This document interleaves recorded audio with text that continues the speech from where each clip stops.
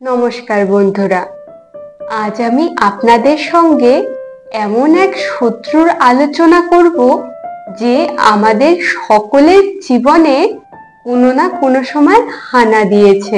এই শত্রু আমাদের স্বপ্ন চুরি করে, আমাদের সম্ভাবনাগুলোকে নষ্ট করে এবং আমাদের সফলতার পথে সবচেয়ে বড় বাধা হয়ে দাঁড়ায়।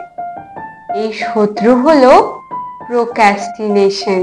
আপনার কি কখনো এমন হয়েছে যে আপনার সামনে তো গুরুত্বপূর্ণ কাজ আছে, কিন্তু আপনি বলছেন এখন নয়, একটু পরে শুরু করছি, আজ নয় কাল থেকে শুরু করব, কিন্তু সেই কাল আর কোনোদিনও আসে না। আর যখন শেষ মুহূর্ত উপস্থিত হয় তখন আপনি চিন্তা, ভয়, অনুশোচনায় জর্জরিত হয়ে পড়েন। যদি আপনার উত্তর হ্যাঁ হয় তবে জেনে রাখুন, আপনি একা নন। এটা কোনো অলসতা নয়, এর পিছনে রয়েছে এক গভীর মনস্তত্ত্ব। প্রোক্রাস্টিনেশন কোনো চারিত্রিক দুর্বলতা নয়, এটা আমাদের আবেগ নিয়ন্ত্রণের অক্ষমতা মাত্র। আমরা কাজটা ফেলে রাখি কারণ আমরা কাজটা শুরু করার সাথে সাথে যে নেতিবাচক চিন্তা আমাদের মাথায় আসে সেগুলোকে এড়িয়ে চলতে চাই। এর মধ্যে প্রথম যে নেতিবাচক কারণটা আলোচনা করব সেটা হলো ব্যর্থতার ভয়। আমাদের মনে হয়, যদি আমি কাজটা ঠিক করে না করতে পারি, যদি আমাকে নিয়ে সবাই হাসাহাসি করে, এই ভয় এত প্রবল হয় যে আমরা কাজটা শুরুই করতে পারি না। আর কাজ না শুরু করলে ব্যর্থতার তো কোনো প্রশ্নই হয় না। দ্বিতীয় কারণ হলো পারফেকশনিজম বা নিখুঁতভাবে কাজ করার চেষ্টা। অনেকে ভাবেন কাজটা যখনই করব একদম নিখুঁতভাবে করব। এই নিখুঁত পরিস্থিতি বা নিখুঁত মেজাজের অপেক্ষা করতে করতে কাজটা আর শুরুই করা হয় না। একটা কথা মনে রাখবেন, নিখুঁতভাবে কাজটা করার থেকে জরুরি হলো কাজটা সম্পন্ন করা। তৃতীয় কারণ হলো কাজটিকে অনেক বড় মনে করা। যখন একটি কাজকে আমরা বিশাল পাহাড়ের মতো দেখি তখন আমরা কাজটা শুরু করার সাহসই পাই না। আমাদের মস্তিষ্ক এত বড় চ্যালেঞ্জ সামনে দেখে শুরু করতে ভয় পায় এবং ব্রেইন সহজ কোনো রাস্তা খোঁজে, যেমন সোশ্যাল মিডিয়াতে স্ক্রল করা, টিভি দেখা, এটসেট্রা। চতুর্থ কারণ হলো ইনস্ট্যান্ট গ্র্যাটিফিকেশন, তাৎক্ষণিক আনন্দ। আমাদের মস্তিষ্ক সব সময় দ্রুত আনন্দ পেতে চায়। একটি কঠিন প্রজেক্ট কমপ্লিট করে আনন্দ পাওয়াটা অনেক দূরের বিষয়, তার চেয়ে একটি মজার ভিডিও দেখে আনন্দ পাওয়াটা অনেক সহজ। তাই আমাদের ব্রেন সেই সহজ রাস্তাটাই নিতে চায়। কিন্তু বন্ধুরা, সব কিছুর সমাধান হয়, আর এই মানসিক ফাঁদ থেকে বেরোনোরও উপায় আছে। এই অদৃশ্য শত্রুকে হারানোর জন্য কোনো তলোয়ার বা বন্দুকের দরকার নেই। প্রয়োজন শুধু কয়েকটি মানসিক কৌশল এবং নিজের সাথে করা একটি শপথ।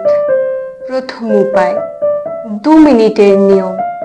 কোনো কাজ যেটা আপনার করতে একেবারেই মন চাইছে না, নিজেকে বলুন, আমি জাস্ট 2 মিনিটের জন্য কাজটা করব।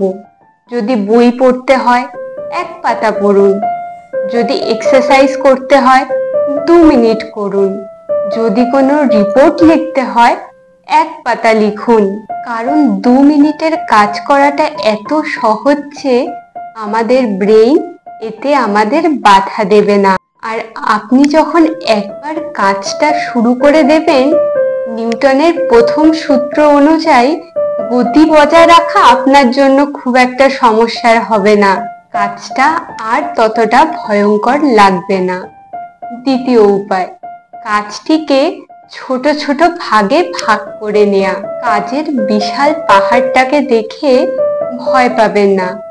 বড় পাহাড়ে উঠতে যেমন ছোট ছোট পদক্ষেপ নিতে হয়, তেমনি কাজটাকেও ছোট ছোট ভাগে ভাগ করে সহজভাবে করুন।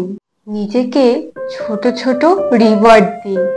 প্রত্যেকটি ধাপ শেষ করার পর নিজেকে ছোট ছোট রিওয়ার্ড দিন, যার ফলে আপনার ব্রেইন ডোপামিন রিলিজ করবে, আর যেটা আপনাকে পরবর্তী ধাপে যেতে আরো উৎসাহিত করবে। চতুর্থ উপায় হলো নিজেকে ক্ষমা করুন। অতীতে আপনি সময় নষ্ট করেছেন বলে নিজেকে দোষারোপ করবেন না, কারণ গবেষণায় বলে প্রোক্রাস্টিনেশনের জন্য যারা নিজেকে অতীতের ভুলের জন্য ক্ষমা করে দেয়, তারাই পরবর্তীতে ভুলটি কম করে। আত্মসমালোচনা আপনার মানসিক চাপ বাড়ায়, যা আপনাকে কাজটি এড়াতে আরো বেশি করে সাহায্য করে। চতুর্থ উপায়, পরিবেশ তৈরি করুন। আপনার কাজের জায়গা থেকে সেই সমস্ত জিনিসগুলিকে সরিয়ে দিন যেগুলো আপনার মনোযোগ নষ্ট করে। মোবাইল ফোন দূরে রাখুন, সোশ্যাল মিডিয়ার নোটিফিকেশন বন্ধ করে দিন। শুধুমাত্র ইচ্ছা শক্তির ওপর নির্ভর না করে এমনভাবে পরিবেশকে সাজান যাতে সঠিক কাজটা করা সহজ হয় আর কঠিন কাজটা হয়ে যায় কঠিন। বন্ধুরা, প্রোক্রাস্টিনেশন হলো একটি অভ্যাস। বাকি অন্য অভ্যাসের মতো এই অভ্যাসও চাইলে পরিবর্তন করা যায়। এটা একদিনে হবে না, কিন্তু প্রতিদিন ছোট ছোট পদক্ষেপের মাধ্যমে আপনি এই মনের কারাগার থেকে বেরিয়ে আসতে পারেন।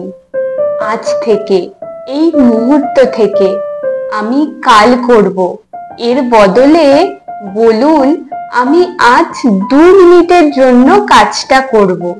আসুন আজ থেকে আমরা একটা প্রতিজ্ঞা নিই যে আমরা আমাদের স্বপ্নগুলোকে আর কালের জন্য ঠেলে দেব না। আমরা আমাদের ভেতরের ভয়কে জয় করব এবং প্রোক্রাস্টিনেশনের অজুহাতকে দূরে ঠেলে দেব এবং ছোট ছোট পদক্ষেপের মাধ্যমে আমাদের স্বপ্নে পৌঁছে যাব। আপনার সময়, আপনার সম্ভাবনা সব আপনারই হাতে। একে নষ্ট হতে দেবেন না। আপনার ভেতরের শক্তিকে জাগিয়ে তুলুন।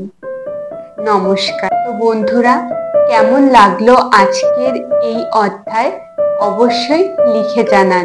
যদি আপনাদের অনুপ্রেরণামূলক গল্প শুনতে ভালো লাগে, তাহলে আমার ফেসবুক অ্যাকাউন্ট ফলো করুন। আজকের মতো এটুকুই।